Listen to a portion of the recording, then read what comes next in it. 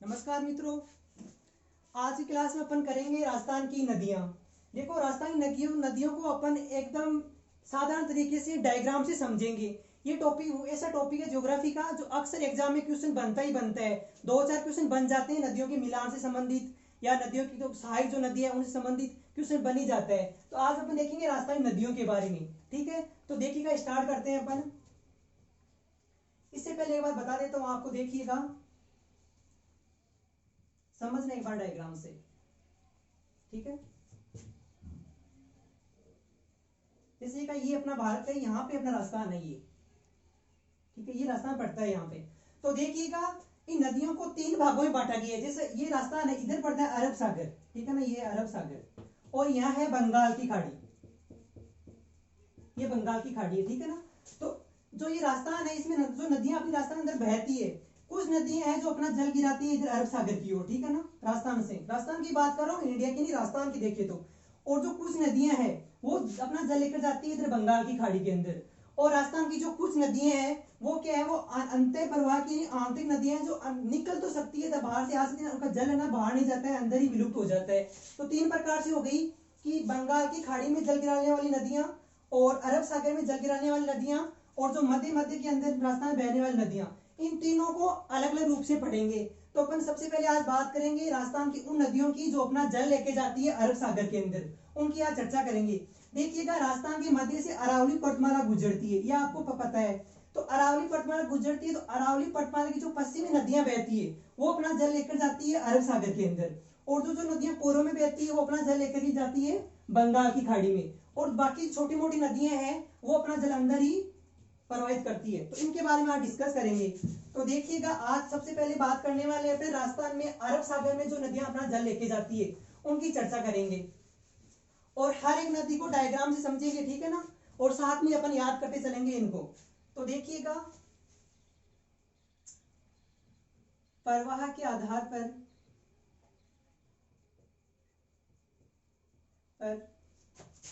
राजस्थान की नदियों को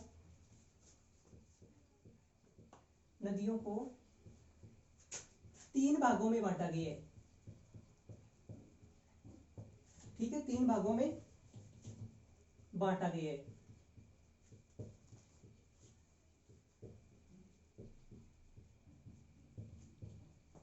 या आपको सबसे पहले ये आधार कितनी भागों में बांटा गया है। तो प्रवाह के आधार राजस्थान को नदियों 3 भागों में बांटा गया है। 3 भाग कौन कौन से, देखिएगा, सबसे पहले है अरब सागर में जल गिराने वाली नदियां। अरब सागर में जल गिराने वाली नदियां,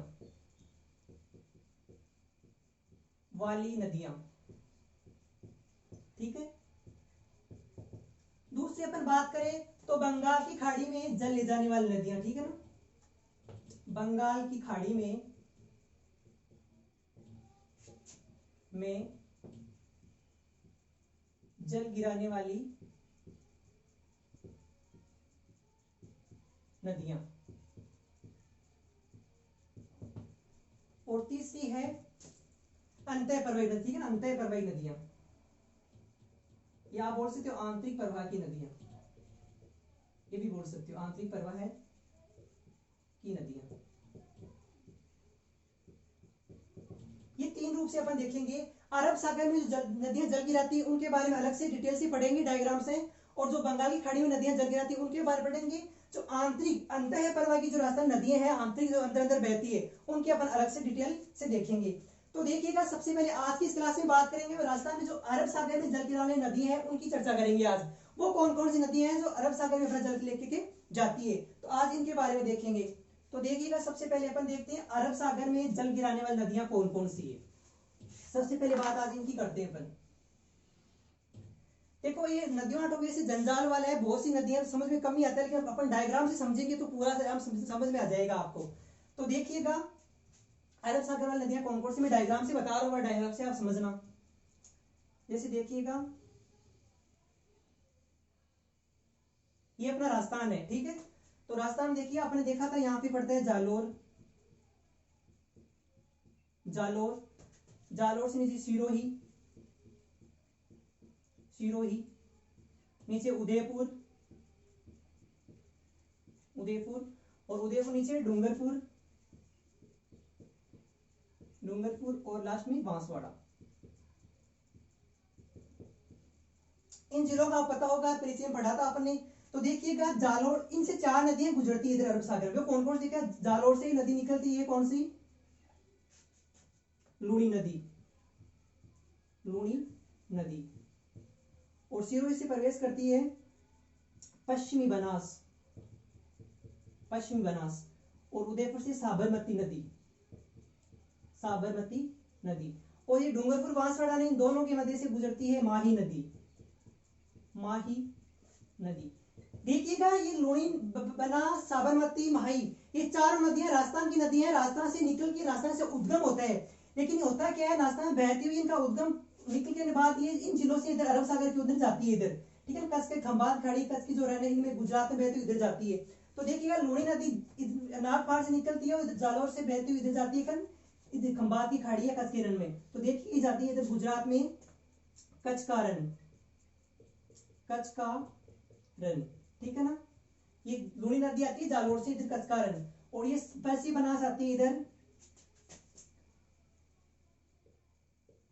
कच्छ की खाड़ी, ठीक है। और उदयपुर से आती है साबरमती नदी, ये आती है खंबात की खाड़ी, खंबात की खाड़ी। और जो ये माही नदी है डूंगरपुर और बांसवाड़ा दोनों के मध्य से होकर आती है इधर, और ये इधर खंबात खाड़ी के अंदर आकर अपना जल डाल देती है। तो खंबात की खाड़ी। अब देखिएगा जो अरब सागर में जो जल ले जाए नदियां हैं राजस्थान की, वो कौन कौन सी? तो लूणी नदी है, पश्चिम बनास, साबरमती, माही। बस ये 4 ही नदियां हैं राजस्थान की जो अरब सागर में अपना जल लेकर के जाती है। बाकी जो नदियां हैं वो छोटी छोटी नदियां हैं जो इनकी सहायक नदियां हैं, इनका बड़ा रूप बनाती है वो। लेकिन मुख्य मुख्य 4 नदियां आपको ये ध्यान रखना है, ये 4 नदी राजस्थान से इनका उद्गम होता है। और इधर राजस्थान की जो जिले है ना, जालोर से लूणी नदी है, जालोर से इधर प्रवेश करती है और इधर कच्छ में कच्छ का रण में अपना जल गिराती है। पश्चिम बनास सिरोही से होती हुई इधर कच्छ के खाड़ी में जल गिराती है। और ये साबरमती है, ये खंभात खाड़ी में गिरती है इधर। और ये माही है ना, डूंगरपुर और बांसवाड़ा दोनों के मध्य से, इसका उद्गम एमपी से होता है, लेकिन एमपी से वापस आसाम जाके के वापस इधर गुजरती है। तो ये जल गिराती है खंभात की खाड़ी में। ये है अरब सागर नदियां। अब इन 4 नदियों की, 4 बड़ी बड़ी नदियां, इन 4 की डिटेल से बात करेंगे। सबसे पहले बात है लूणी नदी की। इसको अपन डायग्राम से समझेंगे, इनकी कौन कौन सी मुख्य बातें, कौन सहायक नदियां हैं, कौन से शहर पास में स्थित है, उनकी चर्चा करेंगे। फिर करेंगे पश्चिम बनास की, साबरमती की, माही की, चारों को डायग्राम समझेंगे अपन। अरब सागर वाली नदियां कौन कौन सी है। तो देखिएगा अब सबसे पहले बात करेंगे अपन लूणी नदी की। इसको समझेंगे डायग्राम से, कौन कौन जिलों में बहती है, कौन कौन सी सहायक नदियां हैं, कौन कौन से बांध बने हुए, सबकी चर्चा करेंगे डायग्राम से, ठीक है। तो देखिएगा अरब सागर में जल गिरने वाली नदियों की बात हो रही है, इसको मैं साफ कर रहा हूं एक बार, ठीक है। और अपन बात किस नदी की करेंगे?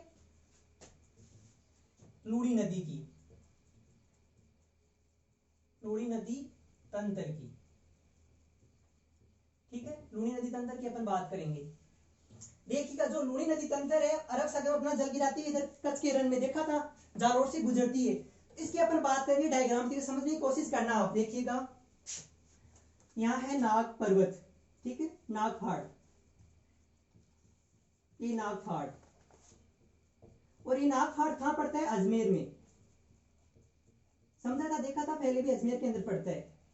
तो देखिए जो ये लूणी नदी है, इसका उद्गम होता है नागफाड़, अजमेर से होता है। डायग्राम समझने की कोशिश करना आप, देखना इसका भाव चित्र कैसा है। देखिए इस रूप में बहती है, ये राजस्थान के 6 जिलों में बहती है। नागफाड़ अजमेर से लूणी नदी का उद्गम होता है और अजमेर से बहती हुई इस रूप में बहती हुई इधर आती है और अपना जल कहां गिराती है? कच्छ के रण में, कच्छ का रण, कच्छ के रण में अपना जल गिराती है। तो देखिएगा पहले, सबसे पहले अपन बात करते हैं लूणी नदी की। तो नागफाड़ से, अजमेर से इसका उद्गम होता है। तो ये कौन कौन से जिलों में इसका बहाव क्षेत्र है उसकी बात करते हैं। तो देखिए अजमेर से का उद्गम होता है, तो अजमेर से बहने के बाद ये प्रवेश करते हैं, ऊपर अपना जिला आता है अजमेर के साइड में नागौर। तो ये नागौर में बहती है, अजमेर के बाद में नागौर, ठीक है ना, नागौर। नागौर के बाद में आती है इधर जोधपुर में ये, ठीक है, ये रहा अपना जोधपुर, जोधपुर, ठीक है। और जोधपुर में बहने के बाद आती है पाली में। तो देखिएगा जोधपुर के साइड में कौन सा जिला पड़ता है? पाली। ये जोधपुर का क्षेत्र है, इधर ये पाली का क्षेत्र पूरा का पूरा। तो यहाँ है पाली में, यहाँ लिख रहा हूं पाली, ठीक है, ये पाली। जोधपुर पाली में प्रवेश करती है, पाली का क्षेत्र ये पूरा पाली का क्षेत्र ही है। पाली के बाद में प्रवेश करती है इधर बाड़मेर में, यहाँ पड़ता है अपना बाड़मेर, ये बाड़मेर। और बाड़मेर के बाद में प्रवेश करती है नदी इधर जालोर में, ये जालोर का क्षेत्र है, व्हेल मछली के समान। तो यहाँ प्रवेश करती है फिर जालोर के अंदर, ठीक है, ऊपर लिख रहा हूं थोड़ा, जालोर दिखाई दे रहा है नीचे, जालोर, ठीक है। तो देखिएगा जालोर, ये पाली, अजमेर, नागौर, जोधपुर, बाड़मेर और जालोर, ये 6 जिले हैं। इन 6 जिलों में इसका भाव क्षेत्र है, ठीक है ना। अजमेर हो गया, नागौर, जोधपुर, बाड़मेर, जालोर और पाली, इन 6 क्षेत्रों में इनका भाव क्षेत्र है, ठीक है ना। अब आगे अपन बात करते हैं, देखिएगा तो इसका भाव होता है इन 6 जिलों के अंदर। तो देखिए उद्गम होता है इसका लूनी नदी का, ठीक है ना, लूनी नदी है ये, लूनी नदी। तो देखिएगा अब ये नागौर है, नागौर से एक नदी निकलती है और इस लूनी नदी के अंदर मिलती है, ठीक है ना। नागौर से निकलती है जोजड़ी नदी, जोजड़ी नदी। इस नदी का नागौर से उद्गम होता है और ये इसकी सहायक बन जाती है, ठीक है ना, और इस लूनी नदी के अंदर मिल जाती है। अब बात करें पाली, और इधर पाली से एक नदी निकलती है और आकर के वो मिल जाती है किसमें, लूनी नदी के अंदर मिल जाती है, और उस नदी का नाम है बांडी नदी, ठीक है ना, बांडी नदी, ठीक है ना। इनको साथ साथ में देखना, साथ साथ में समझने की कोशिश करना, नहीं तो सात नदी एक साथ हो जाएगी तो याद नहीं रहेगी आपको।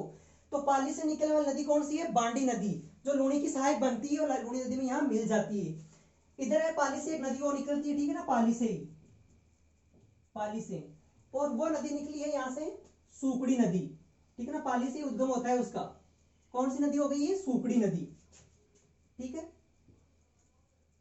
सुकड़ी नदी। और देखिएगा पाली से ही एक नदी और निकलती है नीचे से, यहां से दिखाई दे रहा है नीचे, ठीक है ना, पाली से नदी का और उद्गम होता है और उस नदी का नाम है जवाई नदी। ये कौन सी नदी है, यहां लिख रहा हूं जवाई नदी, जवाई नदी। ये भी पाली, ये तीनों नदियां पाली से निकलती है, एक बांडी नदी, सुकड़ी नदी, जवाई नदी, ये तीनों नदियों का उद्गम होता है पाली जिले से, ठीक है ना, और यहाँ इसकी सहायक बन जाती है किसकी, लूनी नदी की। देखिएगा एक जालोर से नदी निकलती है और उस नदी का नाम है सागी नदी, और इसमें आकर मिल जाती है लूनी नदी में, ठीक है ना। कौन सी नदी है, सागी नदी, सागी नदी जालोर से उद्गम होता है, लूनी में मिल जाती है। अब देखिएगा नीचे एक सिरोही जिले से छोटी सी नदी निकलती है और उसकी जवाई नदी मिल जाती है वो, तो ये भी आपको साथ में ध्यान रखना, सिरोही, ठीक है, सिरोही से एक नदी निकलती है और वो किस में मिल जाती है, जवाई नदी में, और उस नदी का नाम है खारी नदी, खारी नदी, ये मिल जाती है जवाई नदी के अंदर। देखिएगा जो ये पाली से नदी निकलती है बांडी, पाली से 2 नदियां और निकलती है छोटी छोटी, किससे, पाली से ही, पाली जिले से 2 छोटी निकलती है। एक तो निकलती है मीठड़ी, ये कौन सी नदी है, मीठड़ी, और एक नदी निकलती है गुहिया, गुहिया। ये इन 2 नदियों का उद्गम होता है पाली जिले से और किसकी सहायक बन जाती है, बांडी नदी की। तो मीठड़ी और गुहिया किसकी नदियां सहायक हो गई, बांडी की। अब देखिए ये नदियां हैं जो लूनी की सहायक बनती है, ऊपर से आ रही है जोज नदी नागौर जिले से, इधर पाली से देखो आ रही है कौन सी, बांडी नदी, और फिर दूसरी नदी सुगड़ी आ रही है, और पाली से कौन सी आ रही है, जवाई, और सिरोही से एक नदी निकल रही है खारी, और किस में मिल रही है, जवाई नदी में, और जालोर से उद्गम होता है सागी नदी का और लूनी नदी का मिल जाती है। और ये 2 नदियां जो पाली से उद्गम होता है और बांडी के अंदर मिल जाती है। ये जो मुख्य मुख्य नदियां हैं जो किसी न किसी रूप में किसकी सहायक बनती है, लूनी नदी की सहायक बनती है। अब देखिएगा, आप समझिएगा, जो ये गुहिया नदी है, इस गुहिया नदी पर एक पाली जिले का शहर है प्रसिद्ध, वो स्थित है कौन सा, सोजत। सोजत सिटी किस लिए प्रसिद्ध है, मेहंदी के लिए प्रसिद्ध है राजस्थान के अंदर, सोजत जो गुहिया नदी पर स्थित पाली का शहर है। और जो पाली खुद सिटी है प्रॉपर, वो बांडी नदी के ऊपर स्थित, ये भी आपको ध्यान रखना है, पाली शहर, पाली किस नदी पर स्थित है, बांडी नदी पर, जो मुख्य सिटी है पाली वो बांडी नदी के ऊपर स्थित है। आगे आप कोशिश देखना, इस पाली से जो नदी का उद्गम होता है सुकड़ी, इस सुकड़ी पर एक बांध बना हुआ है कौन सा, बांकली बांध, इंपोर्टेंट बांध है, ठीक है ना, एक बांध बना हुआ है कौन सा, उस बांध का नाम है बांकली बांध, बांकली बांध। और ये बांकली बांध जालोर के अंदर है, देखना जालोर में, जालोर जिले में बना हुआ है। ये नदी पाली से निकल रही है, लेकिन जो बांध है वो बांध जालोर के अंदर बना हुआ है, बांकली बांध। आगे मैं बात करूं किसकी, सुगड़ी नदी निकल रही है, ठीक है ना, सुगड़ी नदी इसके ऊपर ये बांकली बांध हो गया। और पाली से निकल रही है फिर कौन सी नदी, जवाई नदी। ये जवाई नदी इंपॉर्टेंट है, इसमें बांध बना हुआ है कौन सा, जवाई बांध। ये बांध बना हुआ है इसके ऊपर, एक काफी बड़ा बांध है। कौन सा बांध है, जवाई बांध, जवाई बांध। और ये जवाई बांध का है सुमेरपुर पाली में, सुमेरपुर पाली में पड़ता है। ये इंपोर्टेंट बांध है जवाई बांध, जवाई नदी पर है, सुमेरपुर पाली के अंदर। ये आपको ध्यान रखना है। देखिएगा जो ये पाली से नदी कौन सी निकल रही है, इधर बांडी नदी। बांडी नदी पे एक तालाब बना हुआ है, हेमावास तालाब, ठीक है, एक तालाब बना हुआ है यहाँ पे। उस तालाब का क्या नाम है, हेमावास तालाब, हेमावास तालाब पाली के अंदर ही बना हुआ है, ठीक है। ये पॉइंट आपको ध्यान रखना साथ के अंदर। देखिएगा इधर से अपन बात करें लूणी नदी के जो दाएं किनारे की नदी है, दाएं, तो दाएं से एकमात्र जोजी नदी आती है सहायक में, और कोई नहीं है। बाकी नदी है जो बाएं ओर से बहती है और इसकी सहायक नदी बनती है। तो इधर देखिएगा जो जोधपुर है, यहाँ पे जोधपुर में एक बांध बना हुआ है, बड़ा अच्छा इंपोर्टेंट भी है। उस बांध का नाम है जसवंत सागर बांध, ठीक है। ये जोधपुर के अंदर बना हुआ है, जसवंत सागर बांध, बांध, ठीक है। कहाँ है, जोधपुर में। ये भी आपको साथ में जसवंत सिंह हुआ था शासक यहाँ का जोधपुर का, तो उसी के नाम पे बना हुआ है, ठीक है ना। तो जसवंत सागर बांध कहाँ है, लूणी नदी के ऊपर और जोधपुर में। देखिएगा एक जोधपुर का फेमस शहर भी स्थित है इस लूणी नदी के ऊपर, कौन सा, बिल्लाड़ा। देखिएगा यहाँ नहीं है, ये शहर है यहाँ पे, यहाँ पे पड़ता है लगभग। कौन शहर है, बिल्लाड़ा, जोधपुर का है ये बिल्लाड़ा, नाम सुना होगा कभी जोधपुर का। बिल्लाड़ा शहर जोधपुर का है और लूणी नदी के ऊपर स्थित है। दो तीन शहर बाड़मेर के कौन कौन से देखिएगा, एक तो बाड़मेर का शहर है यहाँ पे समदड़ी, ठीक है ना, समदड़ी। ये समदड़ी शहर बाड़मेर का है जो लूणी नदी के ऊपर स्थित है। बाड़मेर के एक दो शहर और है, कौन कौन से देखिएगा, बालोतरा, बालोतरा, ये बाड़मेर का शहर है जो लूणी नदी के ऊपर स्थित है, ठीक है। और कौन सा शहर स्थित है बाड़मेर का, दिलवाड़ा, ठीक है, तिलवाड़ा। ये भी बाड़मेर का शहर है जो किस पे, लूणी नदी के ऊपर स्थित है। ये है लूणी नदी का डायग्राम लगभग, देखिएगा, ठीक है। तो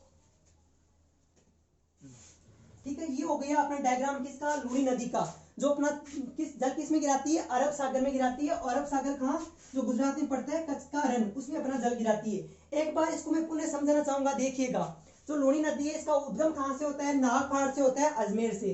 ये 6 जिलों में बहती है। 6 कौन कौन से, अजमेर, अजमेर से जाती है नागौर, नागौर से जोधपुर, जोधपुर आती है पाली जिले में, पाली से बाड़मेर और बाड़मेर से जालोर। इन 6 जिलों में इसका बहाव क्षेत्र है। देखिएगा इधर जो नागौर है, नागौर से एक नदी निकलती है, कौन सी, जोजरी नदी, तो किसकी सहायक बन जाती है, लूणी नदी की। तो देखिएगा जो लूणी नदी की जो दाएं किनारे है, दाईं ओर से मिलने वाली एक ही नदी है, कौन सी, जोजरी नदी, एकमात्र नदी। इधर से पाली शहर पड़ता है और पाली से देखिए नदी निकलती है, कौन सी, बांडी नदी। देख ध्यान देना, बांडी नदी ये पाली से निकलती है और इसमें लूणी नदी मिल जाती है। और बांडी नदी की 2 सहायक नदी है जो पाली से निकलती है, कौन सी, एक तो है मीठड़ी और एक कौन सी, गुहिया नदी। दोनों पाली से निकलती है और बांडी की सहायक बनती है, बांडी सहायक बनती है लूणी नदी की। तो देखिएगा पाली से एक नदी निकलती है, कौन सी, सूकड़ी। सूकड़ी नदी पर बांकली बांध बना हुआ है, सूकड़ी नदी पर बांकली बांध, याद रखना, सूकड़ी बांकली। बहुत बार क्वेश्चन पूछा हुआ है एग्जाम में, खुद को नहीं पता है कितनी बार आ गया, बहुत बार हर एग्जाम पूछता है। एक तो ये बांकली बांध और एक जवाई बांध और एक ये जसवंत सागर, तीनों बांध आए हुए हैं एग्जाम में। तो देखिए पाली से एक नदी और निकलती है, कौन सी, जवाई नदी। और जवाई नदी मिल जाती है लूणी में, और जवाई नदी पर ही बना हुआ है कौन सा बांध, जवाई बांध। है कहाँ, ये इंपॉर्टेंट है, सुमेरपुर पाली में पड़ता है। सिरोही से नदी छोटी सी निकलती है और सहायक बनती है किसकी, जवाई नदी की, कौन सी, खारी नदी। सिरोही से निकलती है खारी नदी। और जालोर से नदी निकलती है, कौन सी, शागी नदी, और सहायक बनती है किसकी, लूणी नदी की। देखिएगा एक जोधपुर का शहर स्थित है, कौन सा, बिल्लाड़ा। बिलड़ा पूछ सकते हैं, बिलड़ा किस नदी पर स्थित है, तो जोधपुर में स्थित है और लूणी नदी पर स्थित है। देखिएगा आपको पूछ सकता है बाड़मेर के मतलब तीन जो शहर है, तो तीनों लूणी नदी पर है, समदड़ी, बालोतरा, तिलवाड़ा, ये तीनों सिर्फ किसके ये शहर है, बाड़मेर के, जो लूणी नदी पर स्थित है। अब देखिए इनकी बातों की बात करते हैं, सहायक नदियां कौन सी है, इसको किस अन्य नाम से जाना जाता है, इन सब की अपन बात करेंगे। अब आप इन डायग्राम का स्क्रीनशॉट लेना चाहो तो आप ले सकते हो, ठीक है, स्क्रीनशॉट ताकि आप देखने में आपको समझ में आसान रहे। ठीक है, आपने ले लिया होगा स्क्रीनशॉट, तो देखिएगा अब मैं इसको डिलीट कर रहा हूं और इनकी बातों की चर्चा करूंगा, ठीक है ना। उद्गम की चर्चा करूंगा, किन किन जिलों में इसका भाव क्षेत्र है, कौन कौन सी सहायक है, इन सारे डिटेल को लिखेंगे बोर्ड पर और समझेंगे, ठीक है ना। ये डायग्राम आपको एक बार माइंड में क्लिक करके रखना, ताकि वो बातें लिखे ना तब वो बातें याद आती रही, ठीक है। तो ये तो था लूणी नदी का डायग्राम। अब आपको लग रहा होगा कि तो डायग्राम था, क्वेश्चन क्या बनते हैं, वो क्वेश्चन क्या बनते हैं वो आएंगे अपने सामने, देखिएगा। अब इस डायग्राम से कौन कौन से क्वेश्चन निकल के आते हैं वो अपने सामने आएगा, देखिएगा। सबसे पहले ये लूणी नदी है, ठीक है। मैं सबसे पहले बात करना चाहूंगा उद्गम की। उद्गम, तो उद्गम याद आया, नागफाड़, अजमेर आया याद। आगे मैं बात करना चाहूंगा प्रवाह क्षेत्र, इसका प्रवाह किन किन जिलों में, तो सबसे पहले तो कौन सा हो गया, अजमेर। एक साइड डायग्राम देखते चलो, एक साथ ये देख डायग्राम साथ में ध्यान में रखो कि डायग्राम क्या देखा था, उस डायग्राम को साथ में रखो ताकि अब मैं लिख लूं तो आपको एकदम याद आ जाए कि क्या लिख रहे हैं। तो देखिए प्रवाह क्षेत्र अजमेर हो गया। अजमेर के बाद में किस जिले में प्रवेश की थी उसने, नागौर में, तो नागौर हो गया। नागौर के बाद में कहां गई, जोधपुर में, ये जोधपुर हो गया। और जोधपुर के बाद में किस जिले में गई थी, पाली में, और पाली से प्रवेश किया था बाड़मेर में, ये तो राजस्थान की बात होगी। और बाड़मेर से जाती है वो गुजरात, और गुजरात में बहती जाती है कच्छ का रण, ठीक है, कच्छ का रण में प्रवेश कर जाती है। अजमेर, नागौर, जोधपुर, पाली, बाड़मेर, इन 6 जिलों में इसका प्रवाह क्षेत्र राजस्थान के अंदर, और गुजरात कच्छ की खाड़ी मिल जाती है। आगे मैं बात करूं इसके, इन 6 जिलों में इनका प्रवाह क्षेत्र है। अच्छा एक जिला और, वो कौन सा, जालोर भी तो है ना, जालोर से नदी निकलती है ऐसे सागी, तो साथ में कमेंट कर लो आप। गुजरात कच्छ को छोड़ो, अपन तो राजस्थान की बात करें ना, जिलों की रखो, चलो बाड़मेर के बाद जालोर कर लो आप। इस जालोर तो छूटना नहीं चाहिए, वैसे भी याद, जालोर से तो प्रवेश करती है कच्छ की रण में, तो जालोर तो है ही है। इन 6 जिलों का आपको ध्यान रखना है, 6 जिलों में बहती है। अब मैं आगे इसकी बात को देखिएगा, इसके उपनाम की बात को देखिए, उपनाम क्या क्या, इस नदी को किस किस अन्य नाम से भी जाना जाता है, तो देखिएगा लवणवती, लवणवती इसका उपनाम है, ठीक है। लवणवती, अंतः सलीला, अंतः सलीला, अंतः सलीला भी इसका उपनाम है, ठीक है। अंतः सलीला इसको कालिदास ने कहा था, कालिदास जी ने कहा, ठीक है, ये भी आपको ध्यान रखना है। लवणवती, अंतः सलीला, कालिदास जी ने कहा था। देखिएगा आगे मैं इसकी बात करूं तो देखिएगा इसके जो उपनाम तो इसके होगी।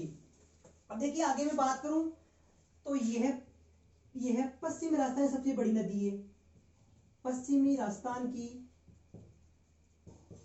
सबसे बड़ी नदी, सबसे बड़ी नदी, ठीक है ना। राजस्थान की बात नहीं कर रहा हूं मैं, पश्चिमी राजस्थान की सबसे बड़ी नदी है। पश्चिमी राजस्थान की सबसे बड़ी नदी कौन सी है, लूणी नदी। राजस्थान की बात है वो बनास संभल हो जाएगी, उनकी आगे डिस्कस करेंगे। तो आगे देखिएगा, जो ये नदी है अजमेर नागपाड़ से निकल रही थी, आगे आ रही थी, तो अपन देखा था यहाँ 2-3 शहर स्थित है, कौन कौन, समदड़ी, बालोतरा, जो भीलवाड़ा हवाले शहर है। तो देखिए वहां तक तो इसका क्या होता है, जो ये बालोतरा है, यहां तक तो इस नदी का जल मीठा रहता है, तो बालोतरा बाद क्या होता है, इसका जल खारा हो जाता है। तो देखिएगा इस नदी का बालोतरा के बाद, ठीक है ना, तो बालोतरा के बाद, बालोतरा के बाद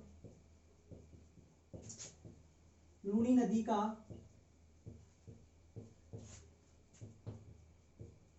जल खारा हो जाता है, हो जाता है, ठीक है ना। जब बालोतरा के बाद सब जल खारा हो जाता है, ये भी ध्यान रखना। तो इसी कारण इस नदी को आधी खारी में आधी मीठी नदी भी इसको कहते हैं लूणी नदी को। तो आधी मीठी हो गई, आधी खारी हो गई। देखिएगा इस नदी की मैं बात करूं तो देखिए समझना एक पॉइंट है। जैसे ये जब ये नदी मैं लिख रहा हूं यहाँ देखना, जब ये नदी नागफाड़ से निकलती हैं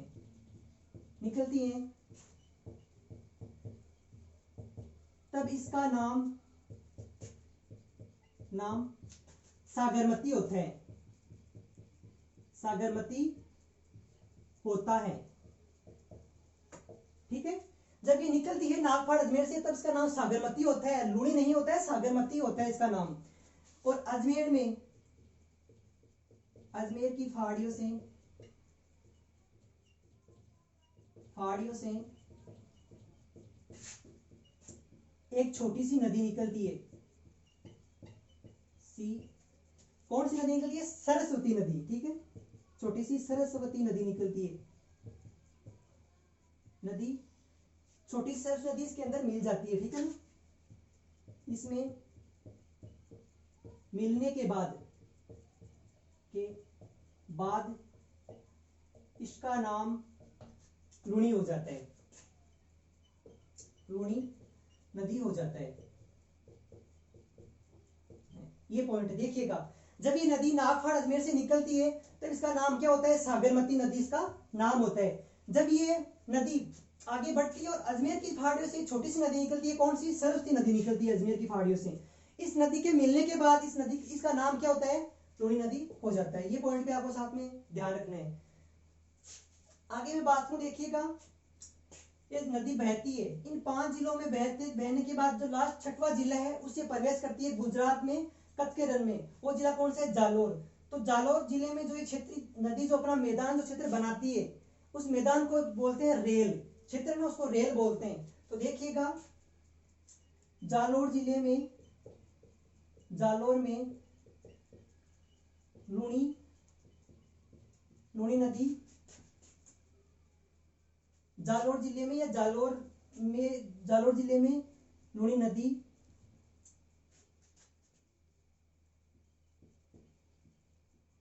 जालोर जिले में लूणी नदी रेत बिछाती है, मतलब ना मैदान में जो मैदानी क्षेत्र है जालोर का उसमें रेत बिछाती है, उसे रेल कहा जाता है, रेल जाता है। ये पॉइंट पे आपको ध्यान रखना है, रेल, ठीक है ना। जो ये नदी जालोर से, क्योंकि राजस्थान में जालोर जो एंड जिला है वहां से ये कचकेरा में प्रवेश करती है, तो वहां इसका क्षेत्र तो बनेगा मैदानी क्षेत्र, और वहां ये मिट्टी बिछाएगी, और इस मिट्टी को किसके नाम से जानते हैं? रेल के नाम से जानते हैं, ठीक है। और देखिएगा जो रेत वाला जो रेल हो गया। अब देखिएगा, अब बात करते हैं इस नदी की, जो दाएं किनारे की नदियां कौन कौन सी है, सहायक, और बाएं किनारे की नदियां कौन कौन सी है, सहायक नदियों की बात करते हैं।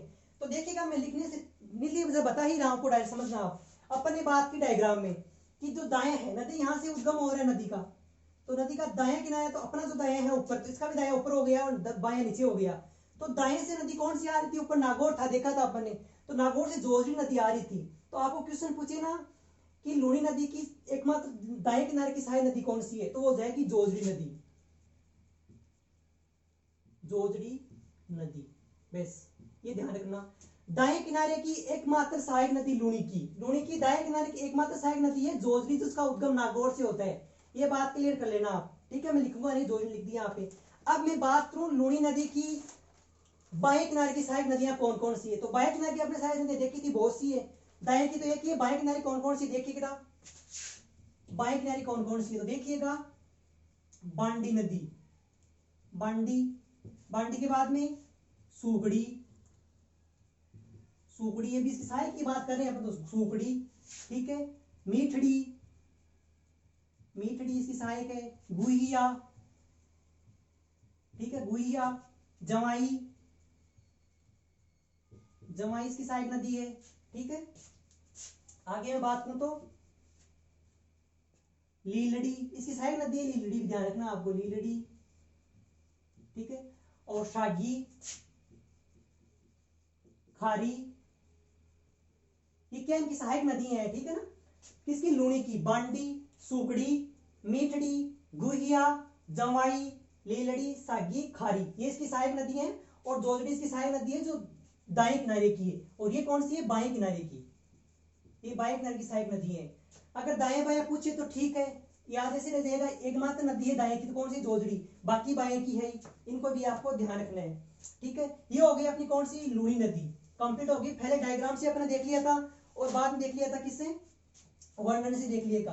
अब लास्ट में एक पॉइंट देखना, आप इसके बारे में बताओ, आपको देखना लूनी के बारे में ही है, समझना देखना। होता क्या है, जब लूनी नदी का बहाव होता है यहाँ से, कहां से? अजमेर से होता है, नागपाड़ से।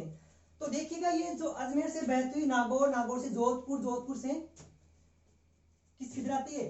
बाढ़ में, सिरोही हो, जालोर, जालोर से इधर प्रवेश करती है। लेकिन जब क्या होता है, इसी जो अजमेर जिला है, तो अजमेर में जो पुष्कर की पहाड़ी है ना, उन पुष्कर की पहाड़ियों में अच्छी वर्षा होने से, ज्यादा जल का बहाव होने से क्या होता है, ये जो बालोतरा है ना, यहाँ बाढ़ जाती है। तो देखिए मैं पॉइंट लिख रहा हूँ नोट के अंदर, आप देखना इस पॉइंट को आप ध्यान रखना।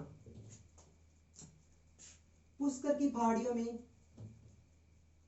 जब पुष्कर की पहाड़ियों में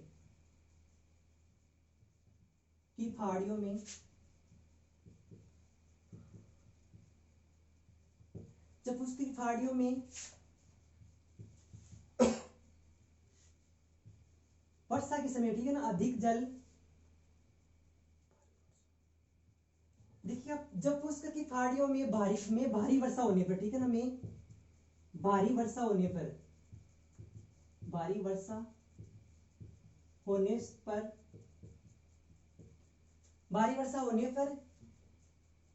अधिक जल होता है ना, उसकी वजह से बालोतरा में बाढ़ आ सकती है। ठीक है ना, भारी वर्षा होने पर अधिक जल होने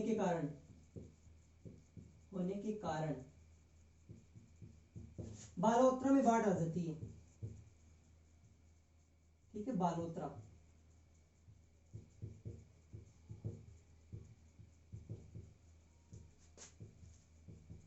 बाढ़ आ जाती है।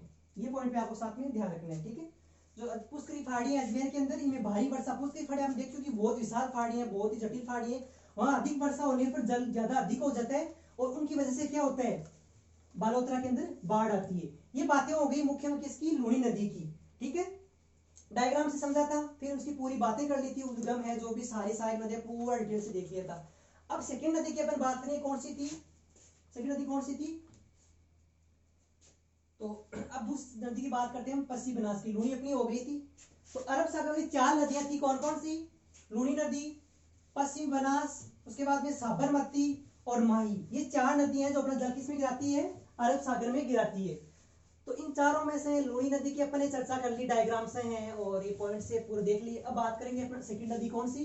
पश्चिम बनास। तो देखिएगा 2 नंबर नदी है अपनी, कौन सी? पश्चिमी बनास।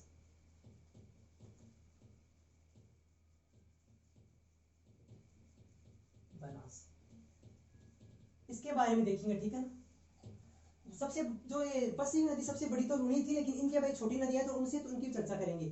तो देखिएगा पश्चिम बनास का मतलब इधर कहाँ गिरती है? ये सिरोही से। ठीक है ना, वो जालोर से गिर देती, जालोर से सिरोही, ये सिरोही से गिर रही है। तो देखिएगा डायग्राम समझने की कोशिश करना। ठीक है, नया सानवारा,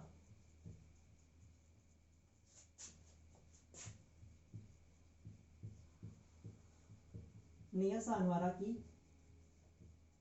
फाड़ियां और ये पड़ती है सिरोही में। ठीक है ना, तो आप समझ गए होंगे कि पश्चिम बनास नदी का उद्गम कहां से होता है? नया सानवारा की फाड़ियां सिरोही से होता है। तो देखिएगा इसका उद्गम होता है और इस रूप में ये बहती है। ठीक है, और जल गिराती है कहां? कच्छ की खाड़ी, लूनी गिराती कच्छ के रन में गिराती और एक कच्छ की खाड़ी में गिरा रही है। ठीक है ना, खाड़ी और रन का ध्यान रखना थोड़ा डिफरेंट है। तो नया सानवारा की फाड़ियां सिरोही से उद्गम होता है, कच्छ की खाड़ी में जल गिराती है। ठीक है, पश्चिमी बनास देखिएगा ऊपर सिरोही से एक नदी का उद्गम होता है, सिरोही, ऊपर सिरोही है ये, पूरा जिला सिरोही है, इधर वाला सारा ये सिरोही में ही बहती है, और जिलों में नहीं जाती है, सिरोही की है सिर्फ। तो सिरोही से नदी निकलती है, सिरोही, ठीक है।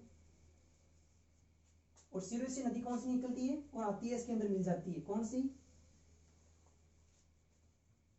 सीपू या सूकली, सीपू नदी या सूकली नदी, ठीक है। ये नदी कहां से निकलती है, सिरोही से निकलती है और इसके अंदर मिलती है यहाँ पे, ठीक है ना। ये गुजरात के अंदर मिलती है, यहाँ पर अख्तर की गुजरात के अंदर मिलती है, ठीक है ना, गुजरात, ठीक है, गुजरात। देखिएगा अब मैं बात करूं सूगड़ी नदी की, तो इसका उद्गम तो किससे हो रहा है, सिरोही से हो रहा है। तो ये सिरोही देखो, इसका मेन नदी है पश्चिम, इसका भी सिरोही से हो रहा है, इसका भी सिरोही से हो रही है। तो ये नदी है ना जो पश्चिम बनारसी सिरोही के अंदर बहती है, बाकी जिलों में नहीं बहती है, और सिरोही से प्रवेश कर जाती है कच्छ की खाड़ी के अंदर, ठीक है। तो गुजरात के अंदर इसका, गुजरात के अंदर ही मिलती है आपको सीपू नदी। तो देखिएगा ये जो पश्चिम बनास नदी है, ठीक है ना, इस नदी के ऊपर एक परियोजना भी बनी है इसके नाम पे, ठीक है। देखिएगा एक परियोजना है इसके नाम पर ही, और उस परियोजना का नाम है पश्चिमी बनास परियोजना, पश्चिमी बनास परियोजना, ठीक है। और लिखा है सिरोही में, सिरोही में। बस ये हो गई अपनी कौन सी, पश्चिमी बनास नदी हो गई, ठीक है। देखिए वापस देख लो, पश्चिम बनास नदी है जो अपना जल गिराती है कच्छ की खाड़ी के अंदर गिराती है। इसका उद्गम होता है नया सानवारा की पहाड़ियां, सिरोही से इसका उद्गम होता है, और सिरोही से ऊपर से एक नदी आती है दाईं ओर से, ठीक है ना, कौन सी, सीपू या सूखली नदी आती है, और इसमें अंदर पश्चिम बनास मिल जाती है, गुजरात के अंदर मिलती है, राजस्थान में मिलती है, गुजरात में मिलती है। और पश्चिमी बनास नदी के ऊपर एक परियोजना बनी हुई है, कौन सी, पश्चिमी बनास परियोजना बनी है सिरोही के अंदर। बस पश्चिम बनास नदी के बारे में इतनी चर्चा है। अब देखिएगा आपको एक बात और बता दूं, आपको लग रहा होगा कि सर आप इन नदियों की लंबाई नहीं क्यों बता रहे हो। देखिएगा लंबाई ना, इन नदियों की लंबाई कोई फिक्स नहीं होती है, और नहीं आज तक क्वेश्चन पूछा गया है लंबाई से, आज तक लंबाई से क्वेश्चन आया नहीं है। क्योंकि देखो जैसे गंगा नदी निकलती है ऊपर हिमाचल प्रदेश से, कालकाई पहाड़ियों से गंगा नदी आती है।